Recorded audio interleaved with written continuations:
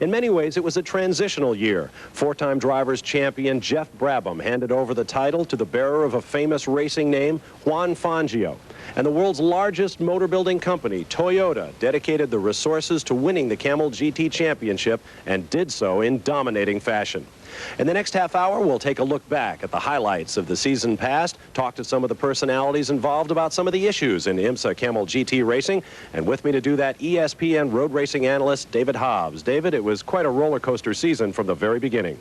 Well, it was, Bob. It got off. It looked like it was going to be a repeat of 1991. Nissan won the 24-hour race at Daytona, but as it was a European specs car, it scored no points. And in fact, the first three races were points scored by three different manufacturers: Jaguar, Nissan, and Toyota. Toyota winning Sebring 12-hour, arguably one of the toughest races on the calendar. And then the next four races were won alternately by Toyota and Jaguar. So it looked like it was going to be a drivers' and manufacturers' championship right down to the wire. And that's the way it very nearly turned out. Fangio versus Jones, with Jeff Brabham in close attendance. We'll be back in a moment to take a look at those first three races of the 1992 season. Stay with us. The 1992 IMSA Season in Review is brought to you by Bud Light. If you want great taste that won't fill you up and never lets you down, make it a Bud Light. 1992 IMSA Camel GT season.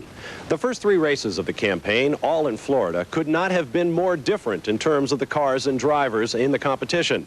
24 hours on the high banks of Daytona International Speedway, 2 hours on the streets of Miami, Florida, and then 12 hours on the rough runways at Sebring Regional Airport. Each race produced its own historic first and a few surprises along the way. The Rolex 24 at Daytona had a distinctly Japanese quality. Juan Fangio took the pole in Dan Gurney's All-American Racers Toyota, shattering the track record by 2 seconds. But on the first lap, he was overhauled by the Nissan driven by Masahiro Hasemi, Kazuyoshi Hoshino, and Toshio Suzuki. From that point on, the Nissan would lead nearly the entire race, a fitting reward for a heavy schedule of testing and preparation. A strong second was the Jaguar of Davy Jones, Scott Pruitt, David Brabham, and Scott Goodyear, who overcame a broken gearbox and failing brakes with the help of some stout pit work in the wee hours of the morning. At the checkered flag, Hasemi, Hoshino, and Suzuki took the first major endurance racing victory for an all-Japanese team. Yet, as a special entry, they were ineligible for championship points. A full load of Camel GT points, therefore, went to Jaguar, hoping to end a string of 4 straight seasons without a championship.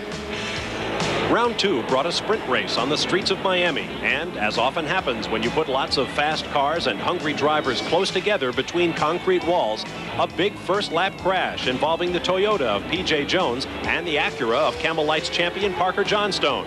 Johnstone returned to win his class. Jones was finished. The star of the show was the new Jaguar XJR 14, powered by a 3.5-liter Formula One engine.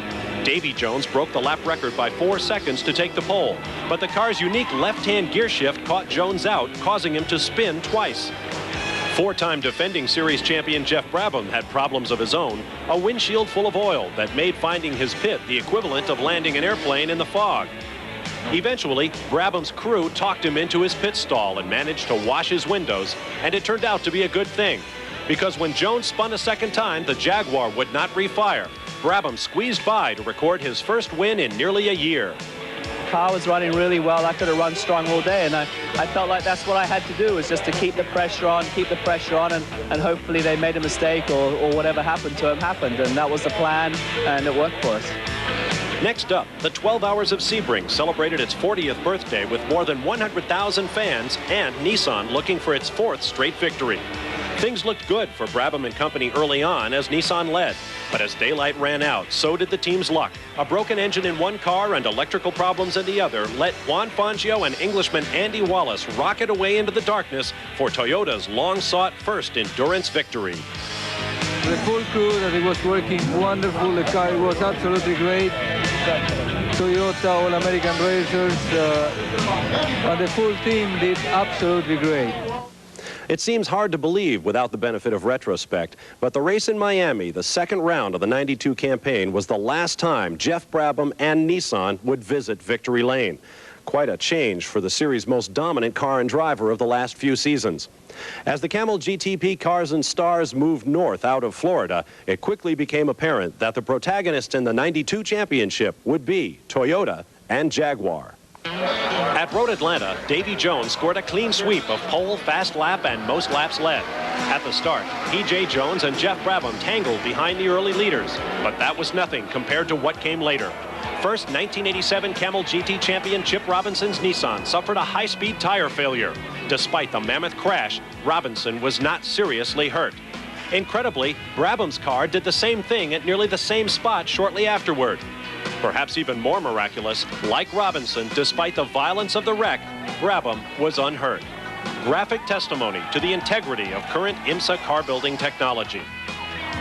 Meanwhile, Davy Jones and Jaguar were long gone, toying with the field en route to their first outright win of the year and their second straight at Road Atlanta. The victory firmed up Jones's grip on the all-important Camel GT points lead.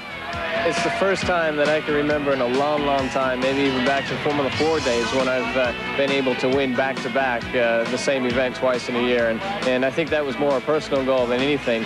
But particularly with the whole Bud Light Jaguar Castrol team, they worked really hard between Miami and this race with this new car. And it's a big relief off my shoulders to be able to pull this off and win it. That grip appeared to grow firmer still on a beautiful Memorial Day weekend at Connecticut's Lime Rock Park. Davy Jones and his Jaguar took their third straight pole together, more than a second clear of the field. Jones then asserted his domination until lap 20, when the Jaguar broke a wheel in a top-gear corner, plunging off the road and into the tire wall. Once again, however, the chassis did its job of protecting the driver, and Jones was able to climb out and walk away. From second place, Fangio sailed through to take his second victory of the season, marking the nephew of five-time Formula One world champion Juan Manuel Fangio of Argentina, in the words of team owner Dan Gurney, as a chip off the old uncle.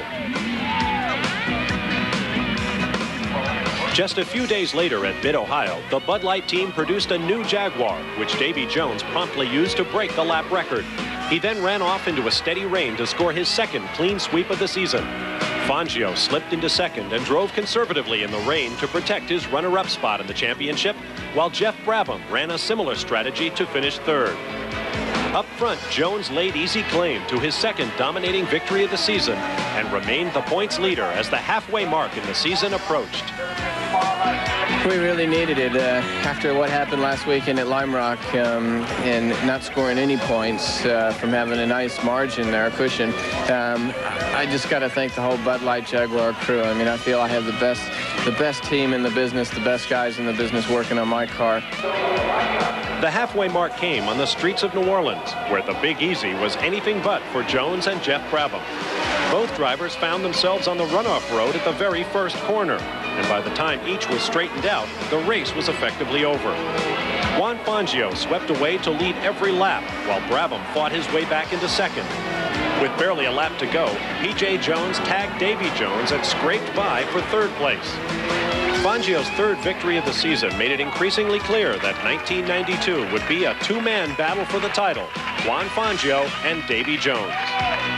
He was trying to get the third position, and David locked the tire, and he couldn't stop. I mean, we didn't touch everything. It was absolutely fair all the time.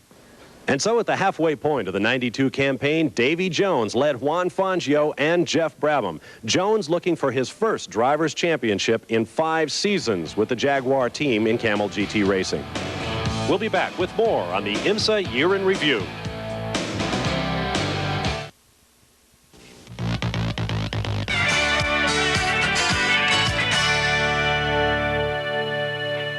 Welcome back to IMSA's Camel GT postseason banquet and our review of the 1992 season. Beginning the first race of the second half of the year in Watkins Glen, New York, the Jaguar suffered mechanical problems, and Juan Fangio for Toyota inherited a healthy lead and the victory. But beginning after that, David, Toyota simply turned up the wick and in a straight fight left everybody in their dust. It was absolutely to everybody's amazement too, Bob, because when the Jaguar brought out the XJR14 at Miami at the beginning of the season, everybody thought their day was done because this was absolutely undeniably the most high-tech car there, including its Formula One V8 engine. But as you've already said, from Watkins Glen on, the poor old Jag was not in with a chance. On California's Monterey Peninsula, Jaguar once again came up short to Toyota. But this time, Juan Fangio wasn't the faster of the All-American Toyota teammates. In the 98 car, P.J. Jones took his first pole of the season, then spent much of the race in close company with the Jaguars. Fangio was out to atone for 1991, when a sure victory was lost to a pit infraction. This time, there were no mistakes, as Toyota finished first and second, Fangio's third straight victory giving him the Camel GT points lead.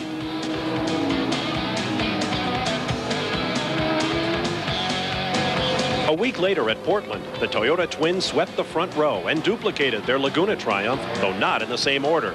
For most of the race, Fangio led PJ, and the pair seemed to be able to do anything they wanted with the field, though that failed to prevent both from taking to the green stuff every now and then to get around slower traffic. When the time came for final pit stops, Fangio pitted first, then PJ. As Jones hustled number 98 back out onto the racetrack, the crew had performed quicker service on his car. Jones found himself ahead of his teammate, looking for a possible first career Camel GT victory. Meanwhile, Davy Jones's rotten run of luck continued, giving Fangio an opportunity to fatten his points lead. Ironically, P.J. Jones helped Davy Jones by holding off his teammate. The car's been great. I mean, it's a brand new car at Laguna, and we had a new aerodynamic package, and I mean, it was fabulous. I think that's the best race car I've ever had, you know, through the years of racing. And I mean, it was flawless. I mean, I could run it as hard as I wanted, and it stuck to the ground. It was just like it was when it was on brand new tires at 30 laps into it. At Wisconsin's Road America, Davy Jones's job was simple: beat Fangio or risk losing any shot at the Camel GT Championship. As it turned out, the race was all but decided before the green flag was thrown. While the Toyotas raced around together in lockstep, there was no Jaguar to be seen. A broken wheel, much like the one at Lime Rock, had thrown the Jaguar into the barriers during the final moments of the warm-up, with similarly catastrophic results. Thus, the last the crowds at Road America saw of the XJR-14 in action came in the pre-race. Lacking a spare car, Jaguar went home. The Toyota team took no chances. P.J. Jones followed Fangio home in yet another 1-2 finish, clinching Toyota's manufacturer's crown and bringing Fangio within 1 point of the driver's title. Fantastic. I mean, it was a wonderful job from the full team. Everybody was working for the championship. The full team, both guys from 98 and 99, everything was working really great. The car was very good, very fast, very consistent, and I was just trying to take care of the equipment, but, you know, everything held together like always. Everything was wonderful. Now, following the Road America event, controversy reared its head. Charges were leveled that Juan Fangio and the Toyota team were benefiting from expensive custom fuel blends that were possibly illegal under IMSA specifications. IMSA did some tests and levied some penalties that were subsequently overturned, and the case was closed. But it did raise the issue, David, of how IMSA handles the balance of cost-effectiveness and high-tech in the world's most diverse racing series. Well, it does, Bob, but the fact remains that Toyota is the largest, if not the largest, the second largest manufacturer of cars in the world. And when it comes to resources and high tech, they've really got it. They've also got Dan Gurney, a man who is absolutely determined to win this championship, and they got Juan Fangio, a driver who is determined to win it. And I really do think that they won the championship through absolutely hard work and dedication, not by cheating on the fuel. Well, we took a walk through the paddock and spoke with some of the series participants about how they feel on the issue of high-tech versus cost-effectiveness in IMSA. The problem sanctioning bodies have in this world is technology is overtaking them, and if you start limiting active suspension as a good example, that's a very plus for safety. Maybe not necessarily the way racing teams are going about it, but it is a benefit to the public down the road, and that's what racing is about. It's our responsibility as a sanctioning body to provide an even playing field in this area, and unfortunately the technology in that area is something that has very little to do with racing and needs to become a constant, and it is a variable, and a variable we will have to eliminate. It's a very difficult series because the cars are so technical. I mean, it's a technical exercise, and it's becoming more so as other things become known, and there's other systems, and the electronics age is upon us and in us. I mean, you have to be making use of it, and it just makes it more difficult every day. I think that the costs have to be controlled. You know, we don't have to have a series that's so technically advanced that nobody can afford to run it. But we do need the cars to be quick. You know, we do need to be somewhat exotic. But you know, we all know what happened to the World Sports Car Championship in Europe. You know, if you cost it out of existence, you know, nobody can afford to play. One final note on the great fuel flap in 1992. Following the Road America controversy, IMSA went to specified fuel blends for the final 2 races of the season. When we come back, we'll show you how it all turned out.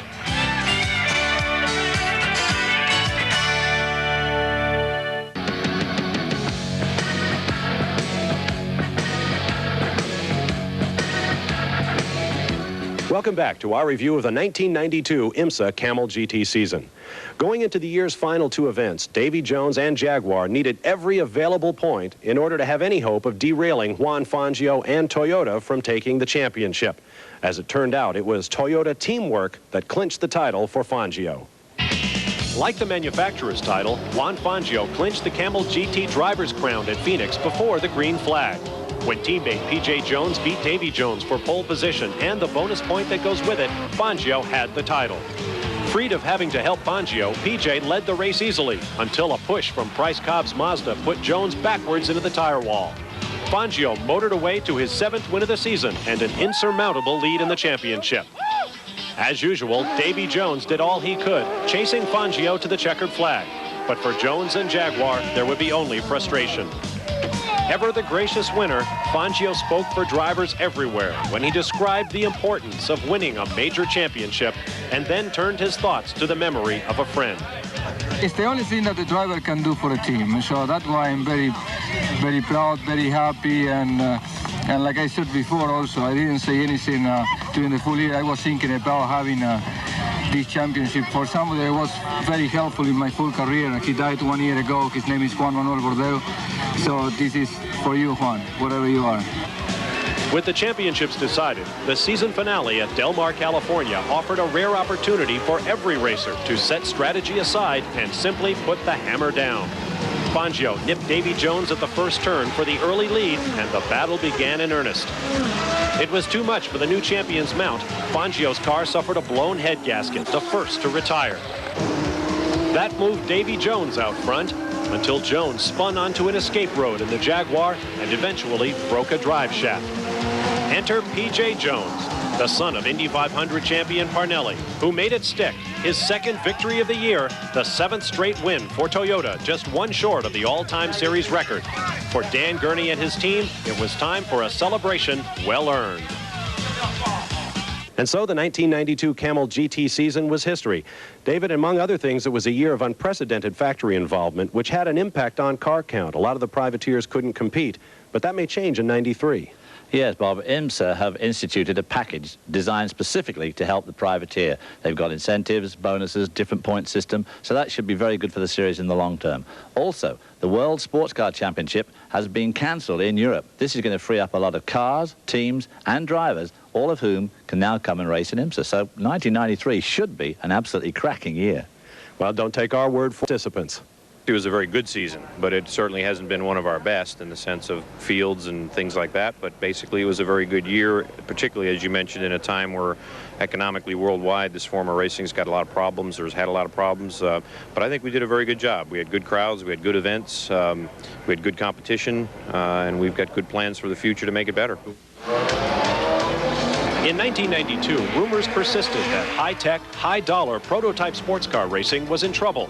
Fueling the fire was IMSA's constant struggle to level the playing field for both the big bucks factory teams and the out-of-pocket privateers. The goal has always been to provide a formula and a type of motorsports that has quite a bit of creativity and quite a bit of ingenuity involved with it. In a sense, we're the last developmental type of racing left. Everything else has gotten very spec. You know, our challenge for the future is to maintain that, but with some obvious limits. IMSA has to continue with high technology, which doesn't necessarily mean high cost. They have to look at it very carefully, and no one's done it before, but IMSA has done a very outstanding job considering all the variables. They've managed to orchestrate it very well. It's pretty hard to say because it's how many dollars have you got. But boy, you know, you see somebody like David Tennyson who's going to just done a dynamite job. Absolutely got to be the #1 privateer out there. He hasn't hurt his equipment. He hasn't spent a lot of money. He's in it. He's done a clean job with it. He's, you know, he races hard with it. I think he's done just a great job, and it shows you what you can do. Another problem facing the Camel GT is exposure. Sponsorship is a function of television, and in the past, IMSA has lacked a consistent TV schedule. There's no doubt the series hasn't grown. There's no question about that. And, you know, who else do you look for to ask those questions other than the sanctioning body? So, you know, I think the television package was handled very poorly, you know, over the winter last year. And the problem, you know, because of that, the problem we have is the cars are so expensive to run. I mean, in my opinion, it costs more to run a GTP car than it does an Indy car. And then the sponsors have to have that return to make it worthwhile. If the leadership and if the other conditions that are beyond our control can come through, why, it can be a very viable, very terrific series. Progress began before the '92 season ended, when officials unveiled a comprehensive TV package and new rules for 1993. Among other things, officials attacked the cost issue by broadening eligibility for older cars, while at the same time adding weight to cars powered by 3.5-liter purebred racing engines to limit their efficiency, shrinking fuel tanks to add pit stops and promote close racing, and banning exotic technologies such as carbon wheels and brakes and electronically controlled transmissions. Then, following a meeting between teams, officials, and race promoters in November, IMSA announced a dramatic restructuring of the entire series effective in 1994. Called World Sports Cars, you can expect to see flat-bottomed, open-cockpit two-seater race cars powered by production-based engines, mostly V6s, with a ban on turbocharging.